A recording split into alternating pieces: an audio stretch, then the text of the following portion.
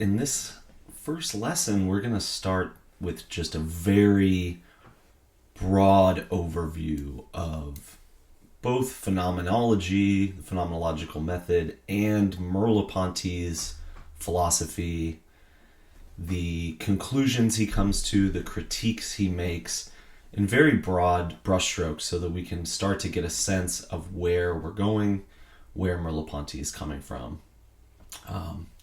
And one of the big ideas with phenomenology is going to be peeling back layers of our consciousness, peeling back ways in which we make sense of the world, our habits, cultural ideas, especially from science and from history.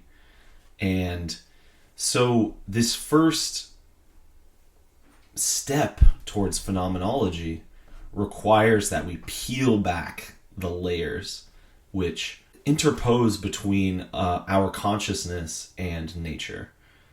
So between our vital consciousness, embodied, feeling all of our senses and our memory and all of our experience, between that and nature are all of these concepts and explanations and linguistic structures and historical ways of viewing things. So this first step in phenomenology is going to be peeling back these layers.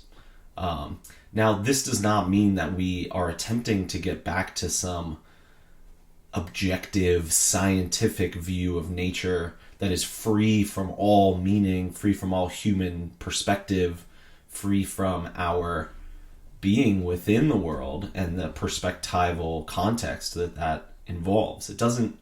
That's not the goal. Scientists and especially industrialists continue to treat nature as an object which we are separated from and which would exist independently of human consciousness and life. In that view, nature is something external and it's something that we view from the outside, or ideally view from the outside, right?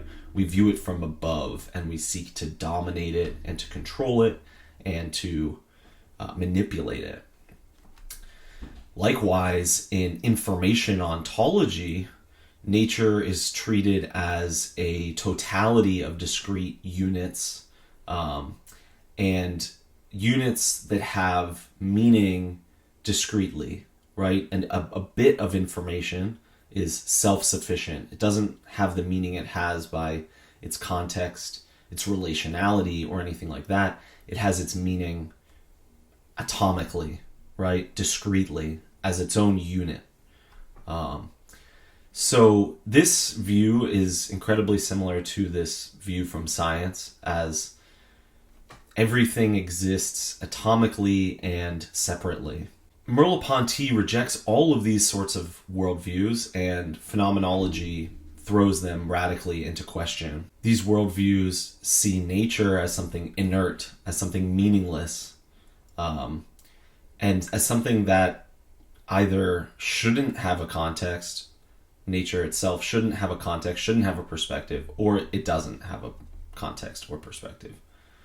In reality, it doesn't. That's the kind of worldview that science and information ontology and things like that are assuming and attempting to see the world through. Nature becomes an inert, meaningless, purely quantifiable substratum of reality. This is a modern and postmodern reductive materialistic view of nature. Now, there are some anti-reductive materialisms in postmodern thought, and they tend to adopt many phenomenological insights. They are, generally speaking, born out of the phenomenological tradition and modify some of its basic ideas, but they also do that from a phenomenological perspective. We can think here of there's a book called Vibrant Matter that really puts forward very similar ideas to this, where it is a materialism, but it is not reductive.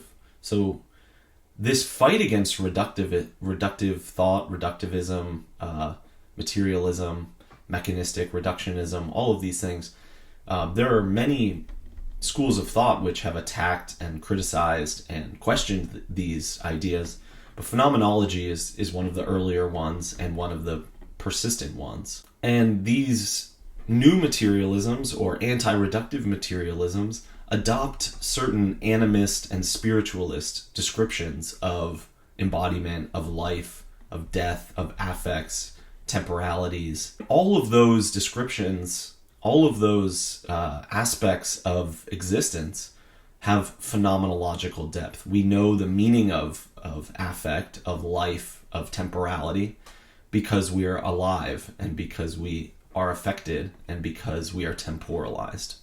So we derive our meaning in those areas from phenomenological descriptions, and it's those phenomenological descriptions which act as the basic impetus for the critique of reductivism and mechanistic and all of these worldviews being rejected. To recap that, basically Merleau-Ponty and phenomenology are questioning this assumption within the European intellectual tradition, which wants to remove meaning from nature, and instead their investigations are oriented towards finding meaning within nature that is not constituted by human consciousness, that is not put into nature by human consciousness and culture and consciousness. So meaning and orientation are something more than the sum of the parts. There's something not contained in nature as an object. They're modes of being that reductionism necessarily throws out. Famously, reductivism and materialism throw out things like teleology, right, goal-oriented processes, as well as consciousness. So Merleau-Ponty and phenomenology are placing these features of reality and features of our immediate experience, consciousness, teleology, orientation, meaning, they're placing these back into the world and not simply as products of our anthropomorphic projection into nature. So there are two, we might call, classical European views of this nature-object relation, nature-consciousness relation. And Merleau-Ponty will continuously critique these views throughout the phenomenology of perception, and he does so in a dialectical way. And what I mean by that is he'll show the shortcomings of one theory and then show the shortcomings of the other theory and move back and forth between them and see what differences there are between these theories, and also why certain shared prejudices between the two theories make them both fail. And then from that dialectical movement back and forth between the theories, he finds a middle path between them that, is able to retrieve whatever in each view gives insight that is useful, and is able to remove anything that acts as an impediment and acts as a prevention from actually understanding things. So the first view is realism or dogmatism or empirical analysis. Those are all kind of synonymous terms, more or less, for Merleau-Ponty. And the first aspect of that we should think about is sensationalism. And this goes back to Locke, or even before Locke, Descartes, and even Galileo. It's the idea that nature is not what we perceive. What we perceive and what we sense is in our brain or in our mind and not in reality. So in our brain or in our mind, we have qualities and feelings and attitudes and things like that.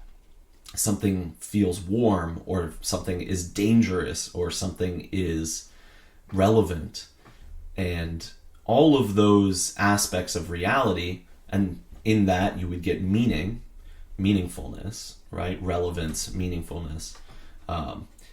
All of that is reduced to a kind of secondary quality. So the primary way that nature exists in this classical European worldview is to say that nature is really a mechanism of mechanical interactions of causality that we understand through mathematics, and everything that we feel, all of the intensive qualities, heat, brightness, hue, shades, roughness, softness, all of those tactile, visual, auditory qualities are really secondary qualities.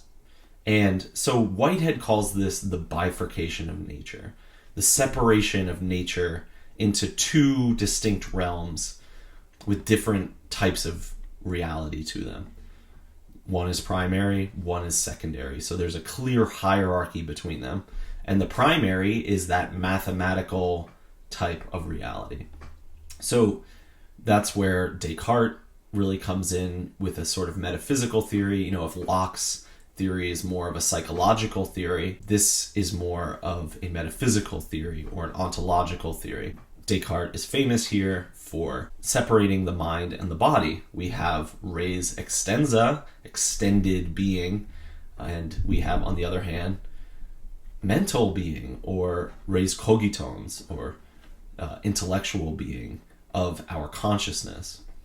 And when we separate these two aspects of reality, as I said, there's a hierarchy between them. If we're going to understand nature, we have to understand it solely in terms of its mathematical, reductive properties that we understand in terms of mathematics and logic alone.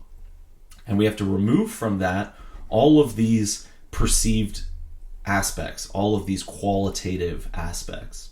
So Descartes comes up with this term res extensa, and this also partially comes from Galileo, but is also echoed in Newton and other thinkers at the time. But then Leibniz comes up with this term partes extra partes, and Merleau-Ponty loves this phrase, uses it a lot. He's against what it represents, but he likes the phrase in order to really pinpoint what it's saying. So if you have an extended being and you consider nature entirely in terms of its extension and its mechanical causality, what you have is parts outside of parts. And that's what partes extra partes means. Everything is external to everything else in this worldview. So no two objects or no two physical beings, no two corporeal beings have any deep interior connection to each other, nor do they have any interior to them in the way that we speak of consciousness as a kind of interiority. Everything is a being whose existence is to be outside of another being. This worldview conceives of nature as exterior not only to our consciousness, that's kind of its first step, but all being, all physical reality is beings that are exterior to each other. And we can think of atoms existing in space, right? Every single atom is separated from every other atom. Each one is a kind of little pebble or whatever, microscopic little dot. And each one exists outside of each other. So everything is kind of separated and individualized, atomized, and there's no real interconnection between anything in nature based on that worldview. So that's the first one. That's the first major worldview that Merleau-Ponty will continuously be critiquing, and he's going to show that a majority of physiologists and psychologists of his time assumed kind of this empirical approach to nature and to the body and to perception, and he wants to show us all of the ways in which that leads us into theories that are completely false and completely mask reality from us rather than help us understand reality. So the second classical European view of nature and consciousness, the relation of nature and consciousness, is what he calls intellectualism, or we could call transcendental philosophy, Kantian transcendental philosophy. In this view, all objects of experience, everything that we can coherently experience with our consciousness, anything, be it technical objects, be it our own emotions, be it physical and natural things in the world, all of that has coherence because of our consciousness. Our consciousness is what makes sense of reality. So everything in nature makes sense and is able to be understood because it has been submitted to the faculties of our consciousness, and specifically our intellectual consciousness. So for Kant, all experience is filtered through certain intellectual capacities of the mind. First and foremost, our sensations are immediately grasped as spatial temporal realities. And in the dogmatic view, in the realist view of empiricism, space and time are the sort of receptacles in which extended nature exists, separate from our consciousness. Now, Kant rejects that view wholeheartedly, and that's why he calls it dogmatism, because it's a belief that we hold without reflecting on it. It's an unreflected belief, and therefore kind of dogmatic belief. So the belief says that space and time are features of reality itself, nature itself. Kant says, no, actually, those are just aspects of our mind, our intellectual faculty. And the sensuous data that we get is not in space and not in time, but is put into space and time by our mind in order for us to make sense of it. And then we see in the world things like unity or causality. One event happens and then something else happens after it, and we say that the first event caused the second event, right? Well, the dogmatic view would say that that is just simply given in our perception. We see causality at work in the world, or we see this animal running around and we see that it's autonomously separated from its environment, and therefore we think of it as a unity, not because our mind is doing anything, but because clearly in perception we see a unity. And Kant again says, no, this is a dogmatic view. In fact, it's our mind which is synthesizing our perception and interpreting it as a kind of causal relationship or as a kind of unity. So the transcendental view, this intellectualist view, says that consciousness is what constitutes the intelligibility of nature. So nature on its own is utterly unintelligible. It has no intellectual structure. It has no coherent structure to it. All of its coherence comes from consciousness. Our perception is just a mess of raw data. It's what Kant calls a manifold. It's just a chaotic multiplicity of different sensible qualities. This view of the manifold, chaotic quality of our immediate sensory experience is implied by Kant's view that all sensory experience is an appearance and something merely subjective. Space, time, and concepts give objectivity to the chaos of untamed nature. The bigger conclusion that follows from that view is that, in fact, there's nothing in nature that we could ever learn. We already have all of our ideas, all of our coherent scientific ideas are already contained in our minds. And what we need to do is apply them to nature.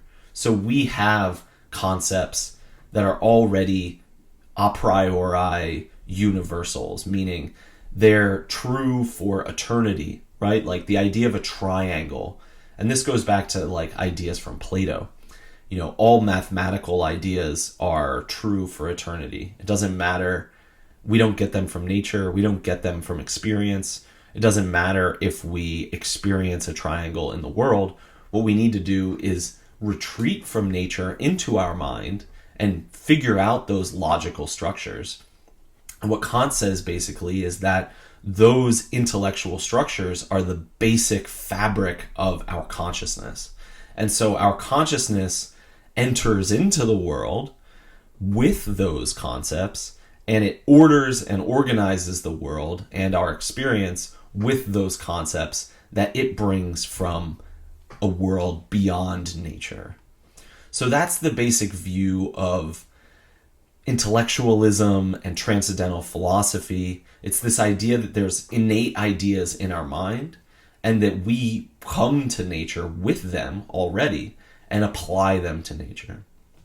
Now, both of these views, realism or dogmatism, empiricism on the one hand, and intellectualism or transcendental idealism on the other end, both these views eliminate the meaningfulness of nature, right? While these views are completely at odds with each other and completely disagree with each other, they both do the same thing. They both eliminate the meaningfulness of nature, right?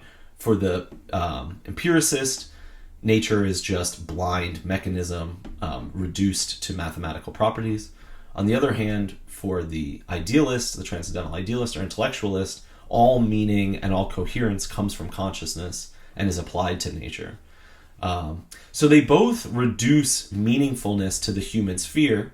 Now, the idealist retains human meaning, retains the idea of teleology, consciousness, meaning, all of these things, but it reduces it back to the human sphere. And on the other hand, empiricism ultimately eliminates all human meaning and all human consciousness to epiphenomenon, or this kind of secondary property, which is more or less an illusion. So they both do that same thing. And traditionally, the meaning of nature, the meaningfulness of nature, has been considered problematic, something that we should try to reduce. And this comes primarily from a kind of industrialist and exploitative endeavor within the European and Western tradition. Nature is this unruly, savage being that we should exploit and manipulate however we see fit. It's something that needs to be tamed and subdued and dominated or even eradicated in order for human life to take full advantage of it. We can think here of Carolyn Merchant's book, The Death of Nature, which follows this development through history from the ancient Greek to Renaissance to contemporary times. And David Abram, whose book The Spell of the Sensuous we're reading, he gives a very similar critique and roots it in phenomenological investigations. So the very same critique of the view of nature as, a meaningless object, but also as something unruly and needing to be tamed and dominated and even eradicated. All of these critiques are kind of nested together here. And they don't necessarily arise from empiricism and transcendental philosophy, but both empiricism and transcendental philosophy give support to those views and take them further. But those views predate either truly empiricism or transcendental philosophy, which are part of the modern period of European thought.